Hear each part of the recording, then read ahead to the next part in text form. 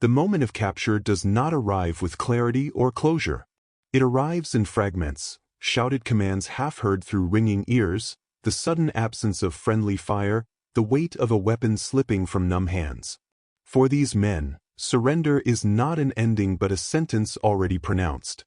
They do not imagine safety in captivity, they imagine delay. Delay before punishment. Delay before revenge. The battlefield has taught them that mercy is a myth told by victors after the fact, never something granted in the moment. As they are disarmed and separated, their minds race far ahead of their bodies, rehearsing what they believe must come next. Fear settles in not as panic but as grim certainty. They have seen what happens to prisoners elsewhere. They have heard stories repeated until they hardened into facts, stories of beatings, disappearances, quiet executions justified as accidents of war. Years of propaganda and reciprocal brutality have trained them to expect hatred as the natural language between enemies. The idea that capture could mean anything else feels naive, almost insulting. To be taken alive, in their understanding, is simply to be preserved for suffering. Their bodies betray this expectation. Shoulders tense even when no blow comes. Eyes flinch at ordinary movement. Silence feels more threatening than noise. Each passing minute without violence only sharpens their dread, because it contradicts the rhythm they know. In war, action follows immediately. Violence answers violence. When that chain is broken, the mind fills the gap with imagined extremes. They interpret restraint not as control, but as calculation. As they are marched away from the front line, the terrain itself seems hostile in new ways. The open ground they once crossed under fire now feels exposed, stripped of purpose. They are no longer advancing, no longer resisting. They are being moved, directed, processed. This loss of agency is as unsettling as the capture itself. They have trained for death, even embraced it as a possibility, but they have not trained for helplessness. Not this kind. Not the quiet kind. Each man carries his own private ledger of guilt and fear. Some think of actions taken under orders, others of moments when orders blurred into impulse. They assume these memories are written on their faces, visible to their captors, waiting to be judged. The certainty of revenge is rooted not only in what they fear the enemy will do, but in what they themselves have seen done. War has taught them to expect symmetry, that suffering will be repaid in kind, that cruelty demands an answering cruelty. If they are spared now, it must be temporary. The guards surrounding them are unreadable. Their expressions offer no satisfaction, no cruelty, no visible triumph. This neutrality is unsettling. The prisoners search for signs, smirks, clenched fists, whispers exchanged behind their backs, but find little to confirm their expectations. The absence of overt hostility does not calm them, it heightens their anxiety. They have learned that smiles can precede blows, that calm voices can issue fatal orders. They brace themselves for the moment when the mask drops. Time stretches unnaturally. Without the urgency of combat, minutes become heavy and elastic. Every halt in movement feels like a prelude. When they are told to sit, they expect to be sorted for punishment. When they are told to stand again, they expect to be selected. Their minds oscillate between dread and resignation. Some prepare themselves emotionally for pain, rehearsing endurance, recalling past hardships as proof that they can survive what is coming. Others retreat inward, numbing themselves against the future. The certainty of revenge is reinforced by the moral universe they have inhabited throughout the war. In that universe, enemies are not individuals but abstractions, symbols of threat, carriers of blame.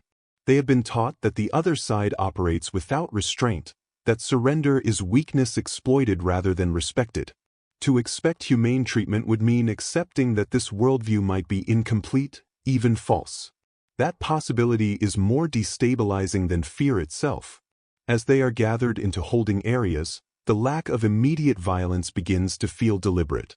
The prisoners whisper to one another when they can, sharing theories, clinging to rumors.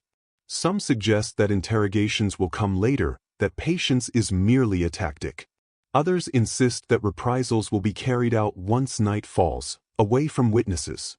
No one seriously entertains the idea that restraint could be genuine.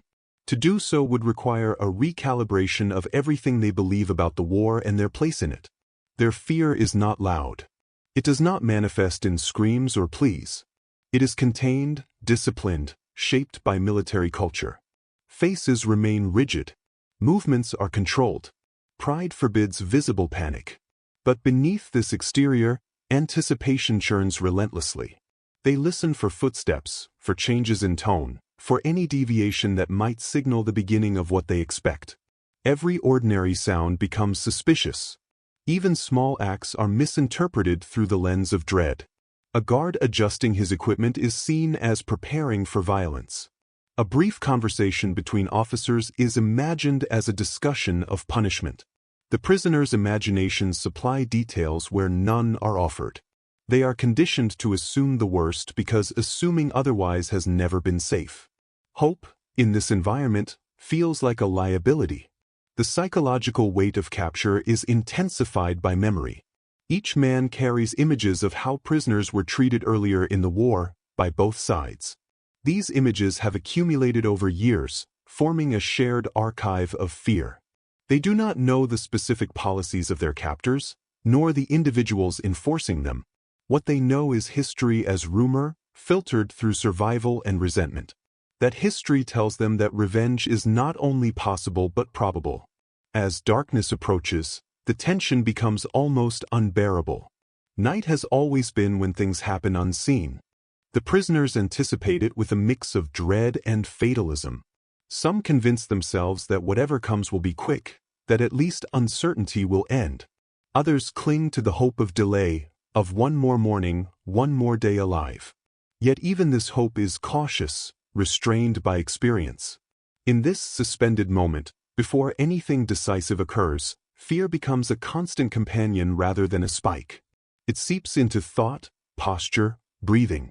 The prisoners exist in a state of readiness without action, braced against an outcome they believe is inevitable. The idea that their captors might choose restraint over revenge does not yet register as a real possibility. It exists only as an absence, a silence that feels temporary and fragile.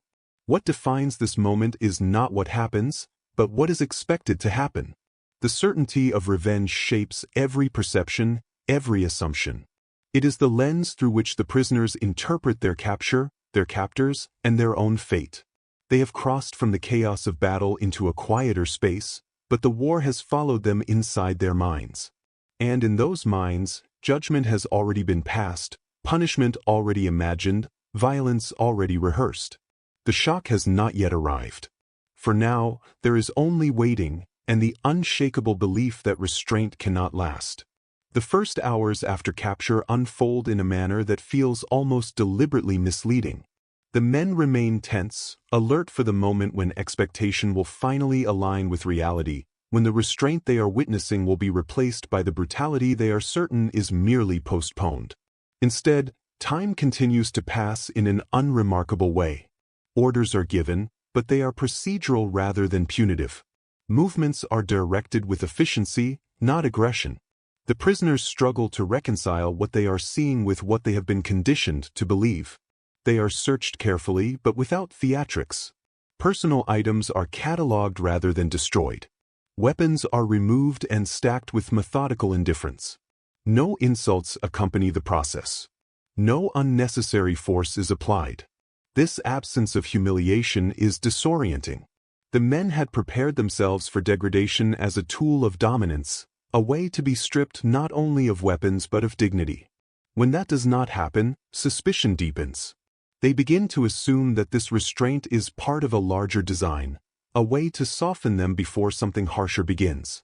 Medical attention follows for those visibly wounded. Bandages are applied with professional detachment. Water is offered.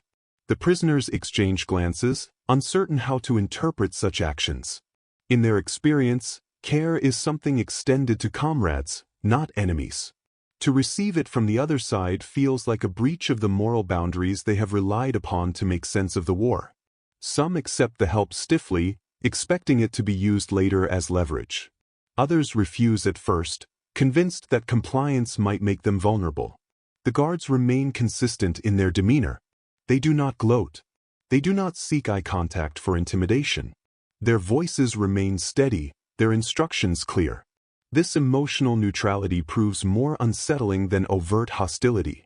The prisoners find themselves searching for meaning in small details: tone, posture, the length of a glance, trying to decode intentions that refuse to reveal themselves. They have learned to read danger quickly, but here the familiar signs are absent. As they are moved into temporary holding areas, the environment itself reinforces the strangeness of the situation. There are boundaries and rules, but also a sense of order that contrasts sharply with the chaos they have left behind. They are counted, documented, assigned places to sit or stand. The process feels bureaucratic rather than personal. For men accustomed to being seen as targets, this shift into being treated as units to be managed creates an unexpected cognitive dissonance. Conversation among the prisoners becomes cautious and fragmented. They speak in low tones, aware of being observed, but also unsure whether observation carries the threat they expect. Speculation fills the gaps left by uncertainty. Some argue that the captors are attempting to extract information through psychological means, that kindness is merely another weapon. Others suggest that higher command has imposed temporary restraint for appearances, and that discipline will falter once attention shifts elsewhere. No one fully trusts what they are experiencing. The lack of immediate interrogation further complicates their understanding. They had expected questioning to begin almost at once, accompanied by pressure and implied consequences. Instead, they are left waiting. Hours pass with no demands beyond basic compliance.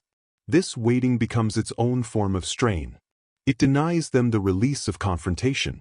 It leaves them alone with their thoughts, forced to sit inside the gap between expectation and reality. For some, this gap begins to erode confidence in the narratives that have sustained them through the war.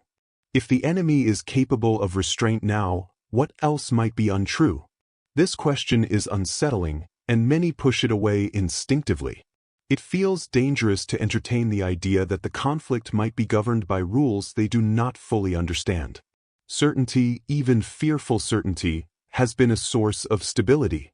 Uncertainty feels like a loss of footing. The captor's behavior appears consistent across situations. When a prisoner moves out of line, he is corrected firmly but without excess. When confusion arises, it is addressed with clarification rather than punishment. These interactions are small, almost mundane, yet they accumulate into something significant. Each uneventful exchange chips away at the expectation of inevitable cruelty. The prisoners resist this erosion, clinging to the belief that restraint cannot endure. Meals are distributed with minimal ceremony. The food is plain, functional, but adequate. This detail resonates more deeply than it should. Feeding an enemy implies an investment in their continued existence, an acknowledgement of responsibility. The prisoners eat cautiously, some suspicious of the gesture, others too hungry to refuse. Even as they eat, many remain convinced that this is merely a prelude, that sustenance is being provided to ensure they survive whatever comes next. The psychological strain begins to manifest in subtle ways. Hypervigilance gives way to exhaustion. Maintaining constant readiness without incident drains their mental reserves. Some find themselves longing, paradoxically, for the feared moment to arrive, simply so the waiting will end. Others become withdrawn, conserving emotional energy in anticipation of future hardship. The absence of violence does not bring peace, it prolongs tension. Through it all, the captor's restraint remains steady. There are no lapses, no visible cracks. This consistency forces the prisoners to confront an uncomfortable possibility that what they are witnessing is not a performance but a policy. The idea is difficult to accept because it challenges the moral framework that has justified their own actions and sacrifices. If restraint is possible here, then its absence elsewhere becomes harder to excuse. The prisoners begin to sense that they are being subjected to a different kind of power, one that does not rely on fear to assert itself. This power is quieter, more controlled, and therefore harder to resist mentally. It does not demand submission through pain, it assumes compliance through structure. The men feel themselves being absorbed into a system that operates according to rules they did not write and cannot predict. As night settles in, the anticipated escalation still does not occur. The guards rotate shifts with practiced routine. Lights are adjusted. Silence returns, punctuated only by ordinary sounds. The prisoners lie awake or sit in thought, grappling with the growing dissonance between what they expected and what is unfolding. Some begin to feel a cautious, almost guilty relief. Others reject that feeling outright, fearing it will make the eventual blow more devastating. In this prolonged moment of restraint, the shock is not dramatic but cumulative. It builds through repetition of the unremarkable, through the steady absence of what was feared. The prisoners remain alert, unconvinced, yet increasingly unsettled by the possibility that their certainty of revenge may have been misplaced. They are caught between worlds, no longer in battle, not yet convinced of safety, forced to exist in a space where the rules of war seem suspended, and where the enemy's silence speaks louder than any threat ever could. With the passing of additional days, the initial tension of captivity does not resolve so much as it transforms. What had begun as acute fear slowly settles into a more complex unease, one that no longer feeds solely on anticipation of violence but on the sustained absence of it. The prisoners notice patterns now. What once felt like delay begins to resemble structure. Morning arrives at the same hour. Movements follow predictable sequences. Instructions are repeated in the same measured tone, regardless of who gives them. The environment reveals itself not as improvised containment, but as an ordered system functioning exactly as intended. This realization unsettles them more deeply than their original fear. Chaos and cruelty would have been familiar, even comprehensible. They would have known how to endure it. But order without malice offers no obvious point of resistance. There is nothing to brace against, no villainous behavior to confirm their beliefs. Instead, the captor's discipline asserts itself quietly, leaving the prisoners disarmed not only physically but psychologically. Routines emerge with a steadiness that feels almost indifferent to the men subjected to them. Roll calls are conducted efficiently. Rules are stated clearly and enforced consistently. Infractions are addressed without spectacle. There is no collective punishment, no arbitrary cruelty designed to instill fear. The system does not react emotionally, it corrects. For men accustomed to equating authority with volatility, this emotional flatness feels alien. It denies them the familiar rhythm of dominance and submission. As days pass, the prisoners begin to test boundaries, sometimes unconsciously. A delayed response here, a minor deviation there. Each time, the reaction is the same: firm, proportional, controlled. There is no escalation, no attempt to make an example. This predictability erodes the instinctive fear response they have been carrying since capture. It replaces it with something more troubling, a sense that resistance, as they understand it, has no clear target. The captor's restraint reveals itself as something deeper than politeness or temporary caution. It is embedded in procedure, reinforced by hierarchy, and supported by collective adherence. Individual guards do not act on impulse. They defer to protocol even when doing so requires effort or patience. This consistency makes it increasingly difficult for the prisoners to dismiss what they are experiencing as deception. The possibility begins to take shape, reluctantly but persistently, that this restraint is not situational but ideological. This thought introduces a fracture in the prisoners' internal narratives. Many have survived the war by simplifying it, by believing in clear moral divisions, by trusting that the enemy is governed by cruelty just as they themselves have been governed by necessity. That simplification has justified hardship, loss, and violence. Now, confronted with an enemy that refuses to behave as expected, that moral clarity begins to blur. Some resist this fracture fiercely. They cling to suspicion, interpreting every neutral action as camouflage for something darker. They remind themselves of atrocities they have witnessed or heard about, using memory as armor against doubt. Accepting the captor's restraint as genuine feels like a betrayal of those memories, of fallen comrades, of the logic that has sustained them. To acknowledge humanity here would be to reopen questions they have kept sealed for survival. Others find the doubt creeping in despite themselves. It emerges in quiet moments, during long stretches of inactivity when there is nothing to distract the mind. They replay interactions, searching for inconsistencies, for signs of hidden malice. Instead, they find repetition. The same calm voices. The same measured responses. The same refusal to humiliate or provoke. Over time, the absence of contradiction becomes its own form of evidence. The psychological impact is subtle but profound. The prisoners begin to feel watched not by enemies seeking revenge, but by a system seeking compliance. This distinction matters. Compliance does not require fear, it requires predictability.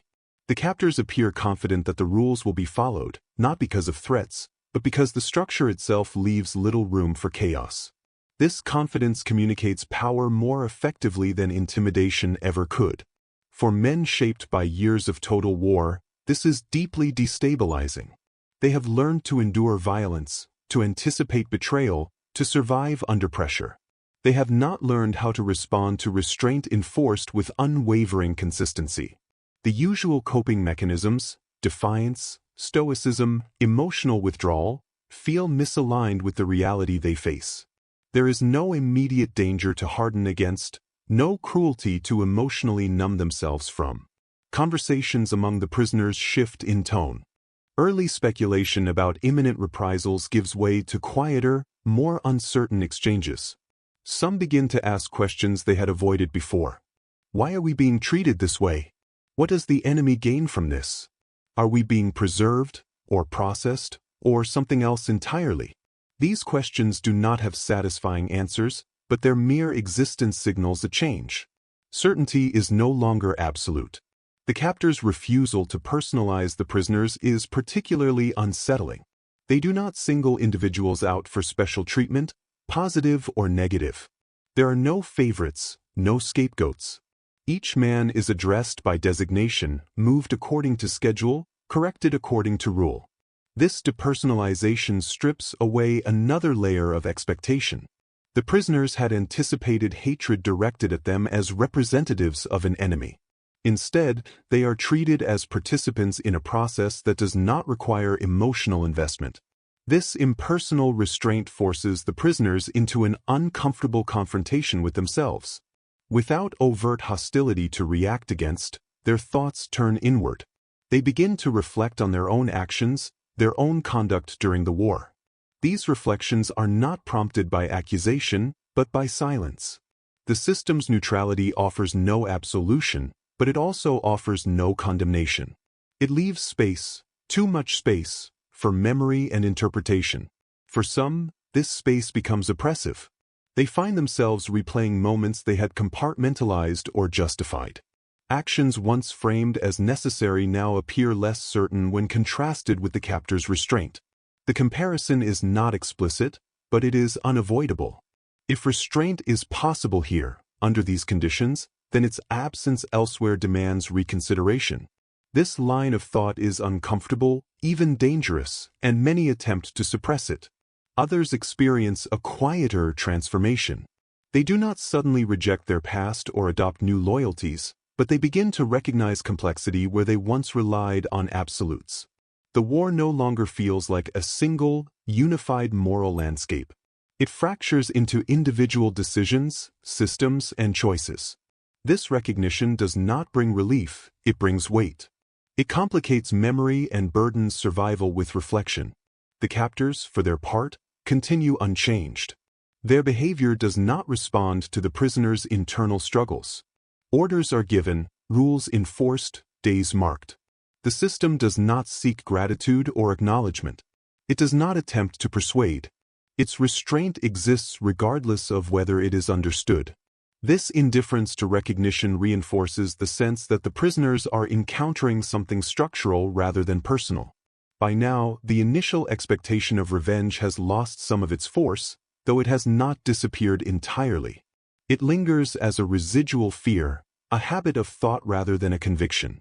In its place grows a different kind of unease, the fear of moral dislocation. The prisoners sense that whatever awaits them, their understanding of the war has already been altered.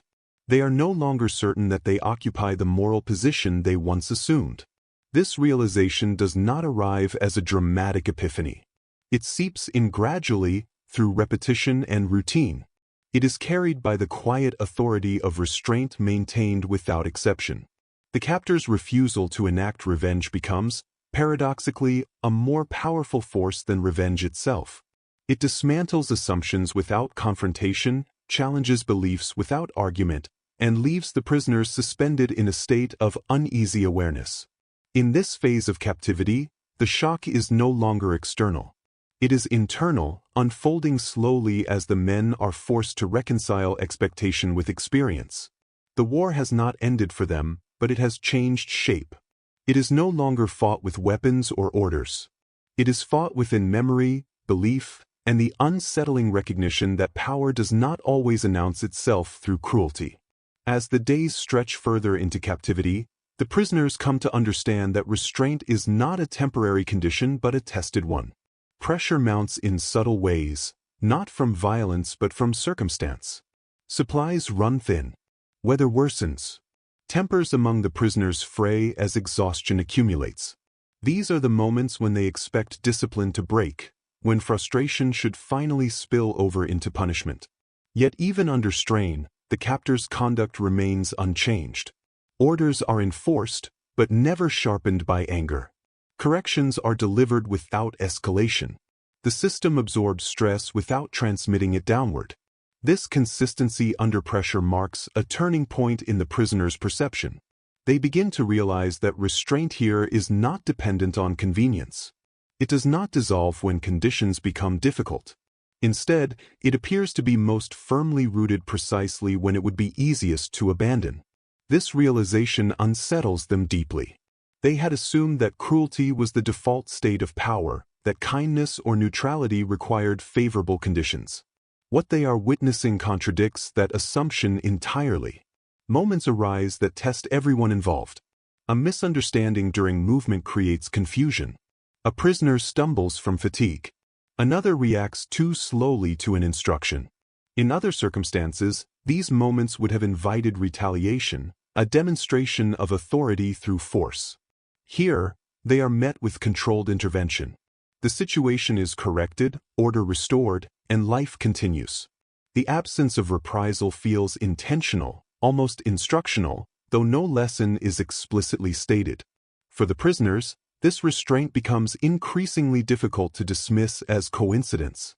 It survives friction, provocation, and fatigue. It is maintained by individuals who could easily justify abandoning it, yet choose not to. This choice forces the prisoners to confront a reality they have been avoiding. The captors are not merely refraining from cruelty, they are actively practicing control. Their authority does not depend on fear because it does not need to. This recognition shifts the emotional landscape of captivity. Fear begins to give way to vigilance, and vigilance to wary comprehension. The prisoners remain cautious, but the sharp edge of terror dulls. In its place emerges a heavier, more introspective weight. They are no longer bracing for immediate harm. They are observing, evaluating, and slowly understanding that they are inside a system governed by principles they did not anticipate. The captor's restraint reveals an unexpected hierarchy of values. Efficiency matters more than humiliation. Stability matters more than emotional release. Even when provoked by insults muttered under breath or deliberate non-compliance, responses remain measured. There is no attempt to dominate psychologically through unpredictability.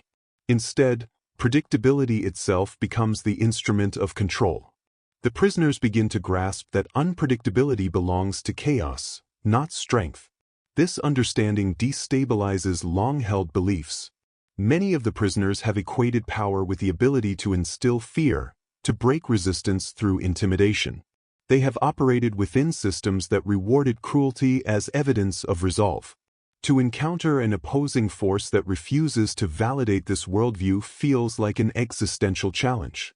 It raises uncomfortable questions about what strength actually looks like, and whether they have misunderstood it all along. Internally, resistance takes on new forms. Some prisoners harden themselves emotionally, withdrawing to avoid engaging with these questions. They cling to cynicism as a shield, insisting that restraint is simply another tactic, another mask. Others find it harder to maintain this distance. They begin to notice the cumulative effect of small, consistent choices made by their captors. The refusal to retaliate does not weaken authority, it reinforces it. The absence of cruelty also removes a familiar excuse. Without abuse to justify resentment, the prisoners are left alone with their own thoughts. Anger, once easily directed outward, has no obvious target. This inward turn is deeply uncomfortable. It invites reflection that many had avoided throughout the war. They find themselves reconsidering actions taken under pressure, decisions justified by necessity, lines crossed because the enemy was presumed worse. The captors do nothing to encourage this reflection, yet their behavior creates the conditions for it. Silence replaces shouting. Routine replaces chaos. In this environment, memory becomes louder. The prisoners replay past events, not because they are interrogated, but because they are unoccupied. The system's restraint does not demand confession, but it removes distraction. There are moments when resentment flares. Some prisoners feel humiliated by the very dignity being enforced upon them. To be treated with restraint feels like an accusation, as though their captors are demonstrating a moral standard the prisoners fear they may not meet. This perceived imbalance breeds quiet anger. It is easier to endure cruelty than to endure comparison. Yet even this resentment finds no outlet. There is no confrontation to escalate, no brutality to react against. The captor's calm absorbs emotional outbursts without amplifying them. Over time, this containment begins to exhaust resistance. The prisoners grow tired of being angry without an object. The emotional energy required to maintain suspicion becomes harder to sustain. As restraint persists, it reshapes the social dynamics among the prisoners themselves.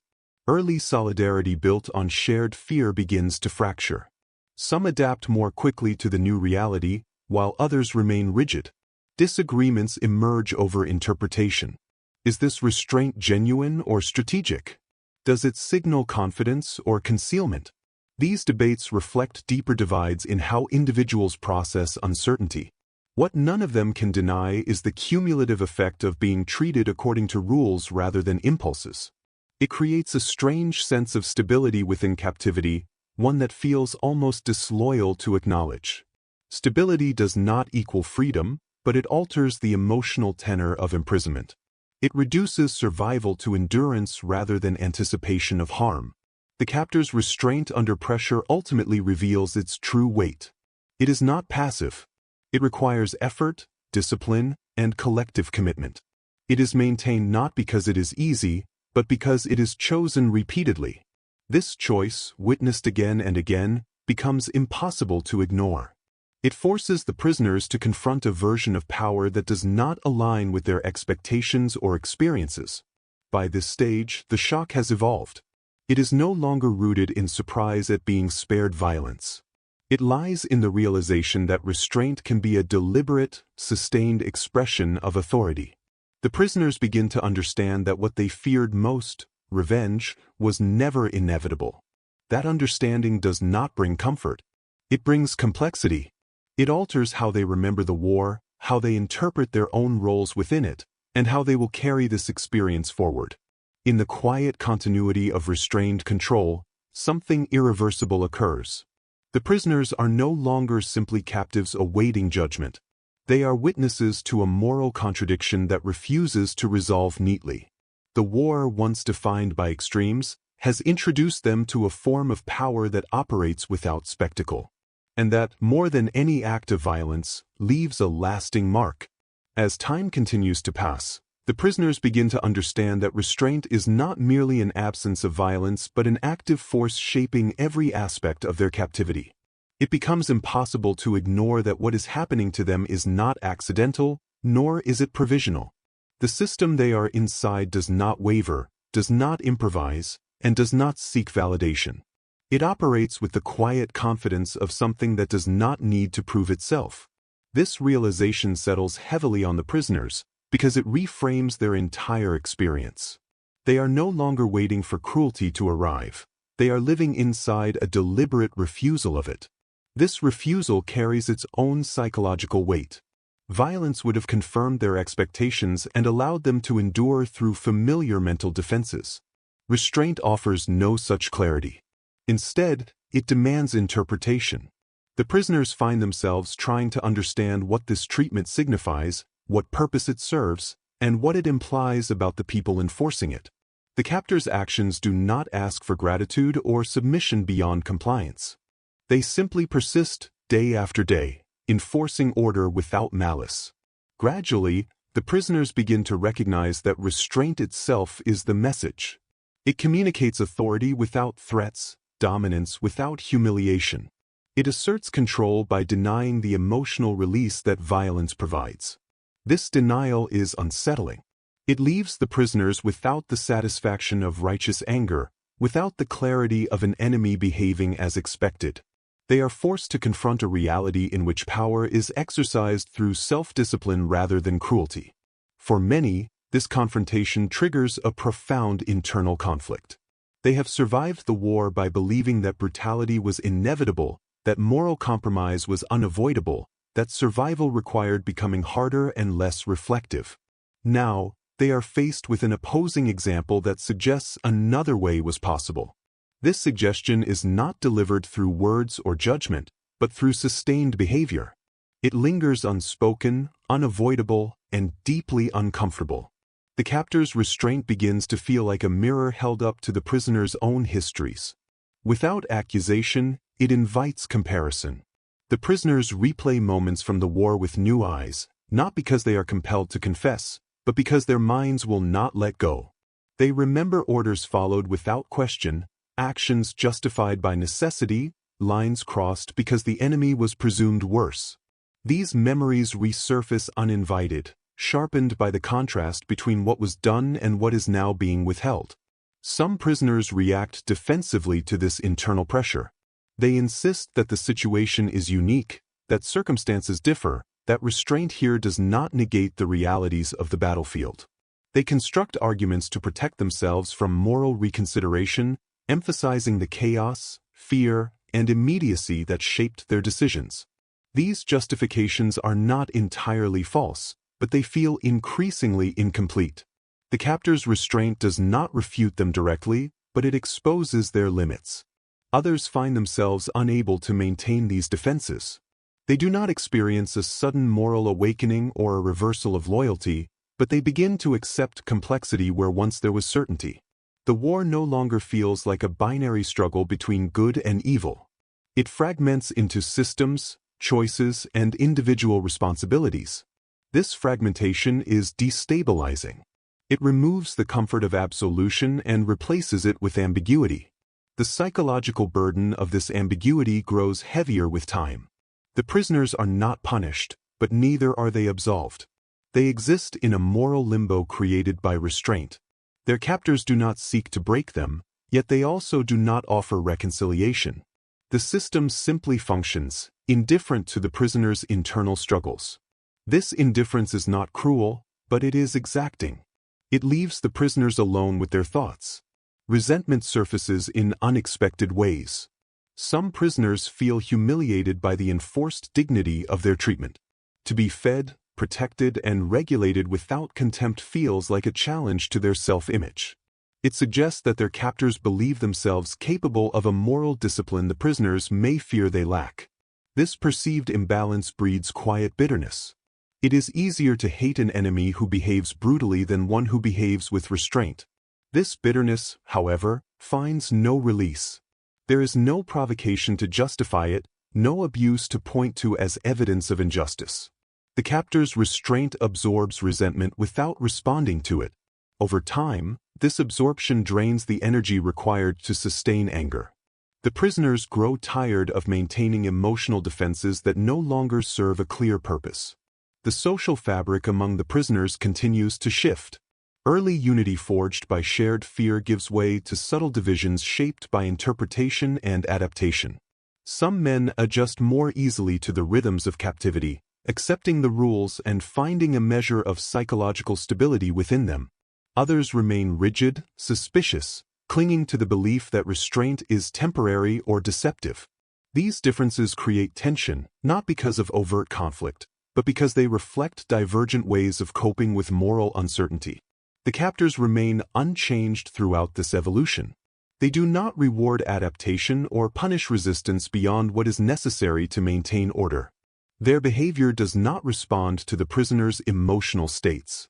This lack of engagement reinforces the sense that restraint is not a strategy aimed at influencing individual psychology, but a principle governing the entire system.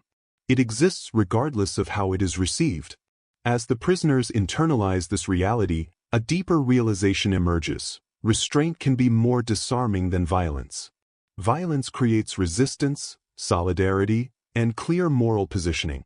Restraint dissolves these structures. It isolates individuals within their own reflections. It denies them the clarity of victimhood while also denying the captors the satisfaction of cruelty. It leaves behind a quiet, unresolved tension that cannot be easily externalized. This tension reshapes how the prisoners understand power. They begin to see that the captor's authority is not maintained through fear of reprisal, but through confidence in the system itself. Rules are followed because they are consistent, not because punishment is unpredictable. This consistency communicates stability and inevitability. It suggests that resistance is not dangerous, but futile. This realization is profoundly unsettling for men accustomed to measuring power by its capacity for violence. The absence of revenge becomes more significant than any act of punishment could have been. It forces the prisoners to acknowledge that their suffering is not being mirrored, that their fear is not being exploited. This acknowledgement challenges the assumption that war reduces all participants to the same moral baseline. It introduces the possibility that choices matter even under extreme conditions, and that restraint is not synonymous with weakness. By this stage, the prisoners understand that what they are experiencing will follow them beyond captivity. The memory of restraint will linger, complicating future narratives about the war. It will intrude upon simplified stories of heroism and villainy. It will raise questions that cannot be easily answered or dismissed. The captor's refusal to seek revenge has planted a seed of doubt that will continue to grow long after uniforms are removed and borders crossed. The shock, now fully internalized, lies in this enduring impact. The prisoners entered captivity expecting pain, humiliation, and hatred. Instead, they have been subjected to a sustained moral pressure that offers no release. They are not broken by abuse, but unsettled by dignity imposed upon them. This experience does not redeem or condemn them outright, but it alters the landscape of their memory. In the quiet persistence of restraint, something irreversible has occurred. The prisoners have been forced to confront a version of power that does not align with the brutal logic of the war they knew. That confrontation leaves them changed, carrying a weight heavier than fear, the knowledge that revenge was possible but refused, and that this refusal has reshaped how they understand both their captors and themselves.